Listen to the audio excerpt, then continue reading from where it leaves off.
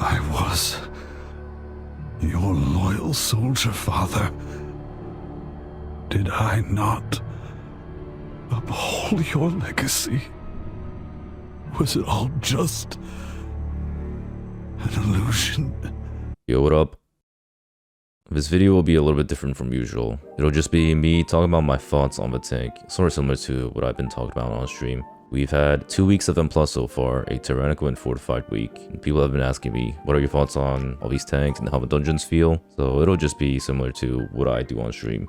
Starting with the dungeons, I'm sure a lot of you guys have noticed this too, there is a lot less magic damage, or just extremely lethal tank busters. There are no more massive hits like the ones in Ruby Life Pools, the ice bolts from the casters in the beginning, or Meladrusa, the entire fight's magic damage, and it's extremely hard for some tanks like Bear Tank. Flame Dances from the Flame Dancers, the Searing Blows from the second boss, that destroys tanks, it's a bleed. Tempo, Dark Claws, Haunting Gaze, Azure Vaults with the Ice Cutters, and I think this will affect how the tanks feel a lot. However, there is a lot more melee damage. In dungeons like Freehold, there is an insane amount of melee damage, especially this week with fortified bolstering. I've been getting hit so hard that some of these tanks actually feel a little bit squishy, and that hasn't really felt the case since, honestly, maybe even BFA. It's been a long time since I've felt this way, or maybe Season 1 of Shadowlands. But jumping into the tanks, so I'll talk about Blood DK first. This was one of the tanks I've been gearing up just because I'm planning on playing Unholy DK in Raid. And in some of the higher keys I've been doing, it doesn't feel very reliable. I mean, it's the same as always. With the larger pulls you are doing now in Season 2, you really feel it, especially with the very high melee damage, like Freehold. The class can work if you play perfectly, but it tends to get one-shot a lot. I know everyone always talks about how like, oh, Dorki's talking about one-shots again. I don't mean like the class literally gets one shot, but it's more so if you make one global mistake, like if you press Blood Boil instead of Death Strike and there are 5 mobs meleeing you, they all melee you at once, you kind of just fall over. Or there will just be like so many different scenarios that can kill you. If a Havoc Demon Hunter decides to meta stun the entire pack and all their melees sync up, you could just fall over in a single global if you don't see it coming or if you misplay. And it's just not realistic in keys. The class also has no real value behind it. It doesn't bring any buffs, it does low damage, it doesn't really help your group. But of course, this doesn't mean the class is unplayable. I know it sounds really negative, but you can absolutely play the class. And in fact, I find it really fun and it's extremely rewarding if you can play a clean key. But as I've said, I just don't find the tank reliable enough. And doing high keys isn't about what you can get away with. It's more about the reliability of a tank. And it's very hard to expect a tank player to be playing perfect every single key for 30 to 40 minutes straight. And if you just misplay one global, the class kind of just falls short compared to any of the other tanks. But obviously, if you enjoy the tank, I don't think it's a bad idea to play it. Yo, my shields are getting evaporated. I love playing DK in this dungeon. Oh, this feels like home. Oh, I'm so dead. Let's get it. God, I love getting railed by these mobs with all my up. Look at my shields. Blood shield 52.8%, umbilicus 14.8. Alright, now about VDH. It was hyped up a lot in my predictions and with my tank ranking talk I had with Now. But there's been a couple of changes since. So one of the major changes was the nerf to the whole lunchbox tech. The whole idea behind the whole lunchboxing was putting a big brand on a target that already has a brand with your tier set and having that extend and spread over to each and every target, which effectively gave you permanent brand uptime as long as you were attacking mobs. The class was actually going to be insane. I had up to 80% uptime on my 410 Demon Hunter with no lust on single target. And it was actually under simming by about 20 to 30%. On a target dummy during PTR, I was doing about 50k when I was simming for 40k. And that was because on the sims, it only had about like 40% uptime on the brand. But despite them fixing the lunchboxing, the class is still pretty insane. It just requires foresight, so for any of you guys who are a little bit discouraged about playing Demon Hunter, it should get a lot better once you get your foresight if you don't have your foresight yet. Now, I haven't been playing with the foresight on live, so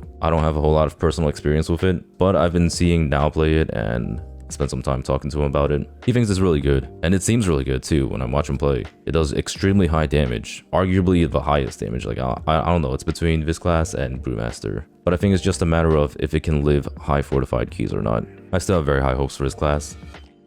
And for Brewmaster this class is very good. It's pretty tanky, nothing too outstanding. It probably does the highest damage, mostly because of the borrowed powers this patch. What happened is they buffed embellishments, so the slimy boots plus toxic patch does a ton of damage. There's the weapon from Raid from Rashok that has an on-use effect, it does a ton of damage. And there's the beacon trinket from the last boss that also does a ton of damage. The reason why Brewmaster benefits so much from borrowed powers is because of their extremely high verse and crit, which affects these borrowed powers. And most importantly, they have Weapons of Order, which buffs all these borrowed powers damage by 32%. So if you ever look at a Brewmaster's breakdown, it's just full of borrowed powers, as you can see in this screenshot over here. It's actually ridiculous. As for how it seems to be doing, I haven't been playing Brewmaster myself, but I've been seeing other Brewmasters play, and I have like a sort of a good idea of how it plays because not a whole lot has changed. I think it'll be similar to last season, where it can absolutely do the highest keys. It just might suffer from reliability issues. The class kind of requires a lot of healing, and it kind of falls over in very large pulls. But I think it's absolutely doable, and it's super fun. Would highly recommend trying out Brewmaster if you haven't tried it yet. Alright, Warrior. Warrior, I'm not sure how it looks on live, since I haven't really been playing it at all, nor have I really been seeing anyone play it. I don't even know who plays it right now. But it doesn't seem like much has changed with this class. It handles the melees really well, and there's a lot of melee damage, a lot of physical damage. It maybe struggles on some encounters. That's what I worry the most. I'm not entirely sure. Like obviously last season I knew it struggled on Bird Boss in Algafar and the third boss in Temple of Jade Serpent, the Serpent Strikes. But I don't know if there's anything like that in particular this season with Warrior. I mean, the class is solid all around, but doesn't particularly stand out. I think people might be underestimating this class because it's not very popular and there's not been a whole lot of hype behind the class. But I do think it's one of the pretty solid tanks. I mean, you could probably do extremely high keys with it if you decide to main Warrior. And if you're just doing medium keys, it's an extremely good tank. Alright, as for Paladin, the meta tank, or what everyone expects to be the meta tank.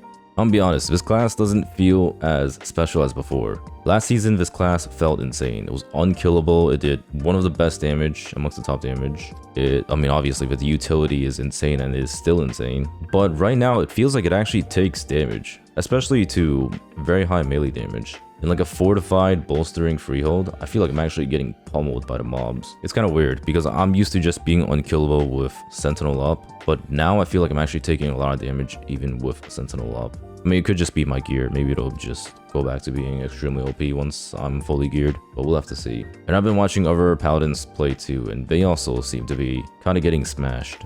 The wings nerf is definitely very noticeable, but I don't think it's enough to stop the tank from being arguably the best. It does feel a lot closer to pre-10.0.7 patch, where it's the safe tank, but it's not necessarily the best and not necessarily required in every key. However, the class is still insane. The utility is absurd. It's great for pugging. I mean, you can just solo kick any mob you want. In fact, you can even solo kick 2 mobs or possibly even 3 mobs depending on what mobs it is. And your ability to keep your team alive is a very big factor in this.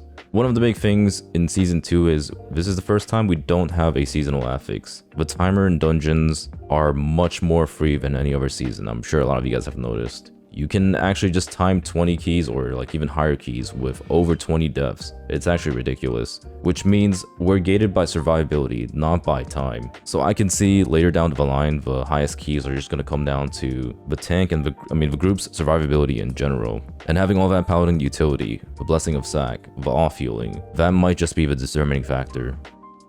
Okay, now for bear tank. Holy moly, there's been so much copium for this tank. I've been coping hard on this tank.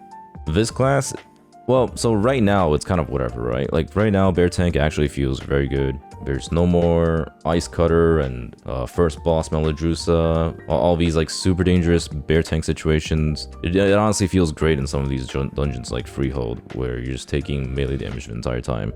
Let's look at this talent tree here. This is the new talent tree for the next 0.5 patch, which is supposed to come this summer. Look how much this class is getting. So the first major change is Dream of Cenarius is up here, which means you effectively get a free lay on hands once every like 20 to 40 seconds. I'm not sure how reliably it procs, but this could be used on yourself or your team. It'll have similar effects to a paladin currently with the amount of group healing. So we have that. And down here, instead of having to spend a point on Thorns of Iron, we can get it for pretty much free up here. That's actually huge. This talent does a ton of damage, and being able to get this for free is very big. And that also opens up a lot of options down here. One massive change with Raise. So in case you guys haven't noticed, I haven't been getting Raise, primarily because Raise makes you lose single target. This is one of the few talents that actually makes you lose single target. I don't know what other talents are like that out there. Having to spend a point just to lose single target is ridiculous.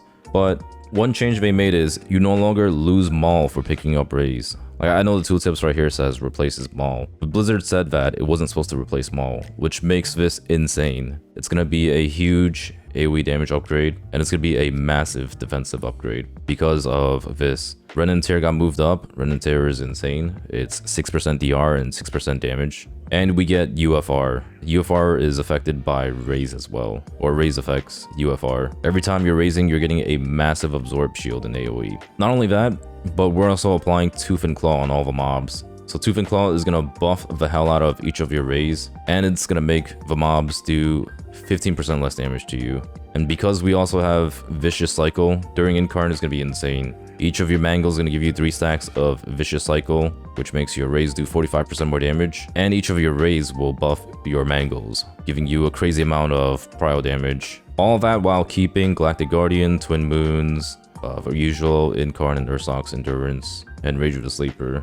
So I think this class is going to be insane. Like, I just can't see this class not being OP in 0.5 patch. The only thing I would worry about this tank is how much group utility do you really bring? I mean, Dream of Scenarios is insane. I dropped After the Wildfire. You could somehow pick up After Wildfire if you like drop a bunch of points here, but that seems like such a big loss. I mean, if we really care about the group support, I'm sure we could probably drop like a bunch of these points over here, pick up After Wildfire. And I'm not too sure how this class will do on single target survival. Like, if we're just tanking a boss, a very high tyrannical boss that actually hurts bear tank, might have to do something like drop Galactic Guardian for Pulverize, or I'm not even sure, maybe even drop Raise. Some way of picking up more single target defensiveness. Maybe even drop Twin Moons and Galactic Guardians for Scintillating. Not sure.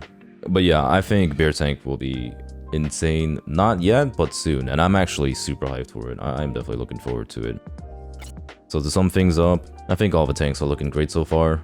Paladin got hit with a nerf. It doesn't feel as amazing in these dungeons. It'll probably still end up being the best just because of how much utility and how safe the tank is.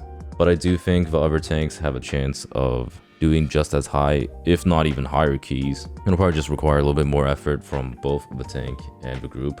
I think Bloody K probably has the short end of the stick.